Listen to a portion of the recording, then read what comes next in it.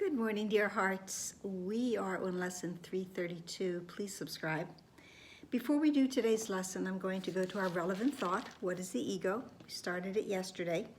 And I'm going to read the third paragraph, but I'm going to change it just ever so slightly because I'm going to read it from first person so that I own it a little bit more. And the paragraph begins, the Son of God, the child of God, is egoless, has no ego. What can I know of madness and the death of God when I abide in him? What can I know of sorrow and of suffering when I live in eternal joy? I live in eternal joy. What can I know of fear and punishment, of sin and guilt, of hatred and attack, when all there is surrounding me is everlasting peace, forever conflict-free and undisturbed in deepest silence and tranquility? So what can I know of all of these ideas that come, these ego thoughts that come to me? What can I know of punishment or sin and guilt when I live in eternal joy?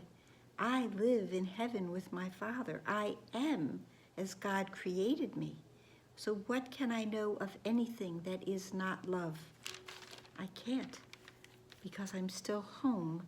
I'm still with my Father, and my Father has given me eternal joy as my birthright, along with many other great gifts. Today's lesson, 332, is fear binds the world. Forgiveness sets it free. Changing it just ever so much, and this is still true, that fear diminishes the world and forgiveness expands it and sets it free. The ego makes illusions. And there it is, because you've heard me say and talk often about the difference between make and create. The ego makes illusions. So what do we know? That anything that is made does not last. It is not real. Illusions are not real. We might think they are. Sometimes we believe in them so very, very strongly. But that belief in something that is false will never make it true. Illusions are still illusions. They do not leave their source. They are an idea from the ego. They do not leave their source any more than we leave our source of God. Truth undoes the ego's evil dreams by shining them away, because there is the light in truth. And the ego and everything the ego makes have darkness as a characteristic. And when the light shines on the dark, what happens? It goes away. The dark is no more. The light is all-encompassing, and darkness merely fades away. Truth never makes attack. Truth doesn't do anything that would be in violation of what it is. Truth is true, nothing else is true, and truth does not attack.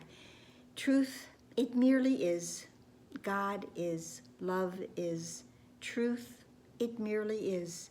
And by its presence in the mind, and by its presence is the mind, recalled from fantasies, awaking to the real, awakening back to how we were created, mind awake. God creates mind awake.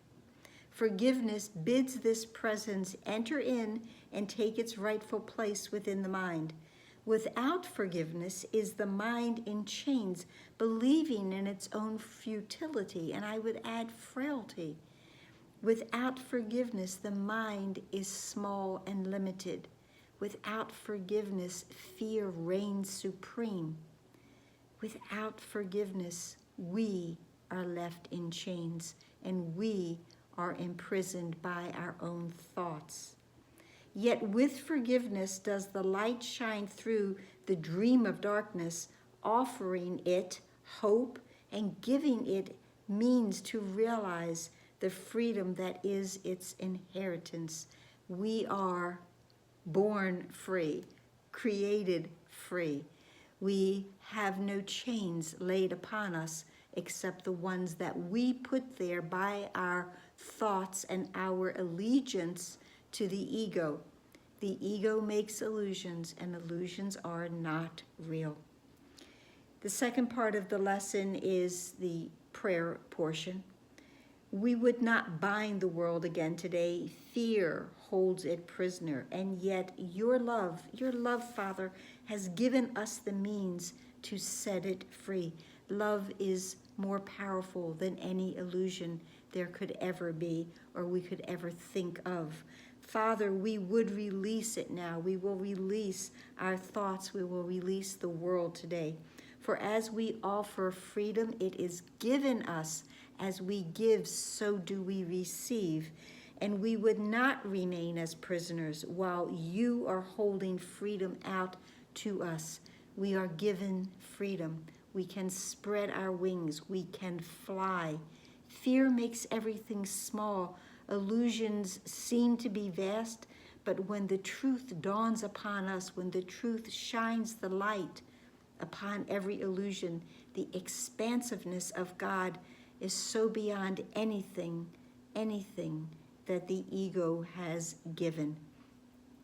We do not wish to have our mind in chains. We do not wish to have our brother in chains.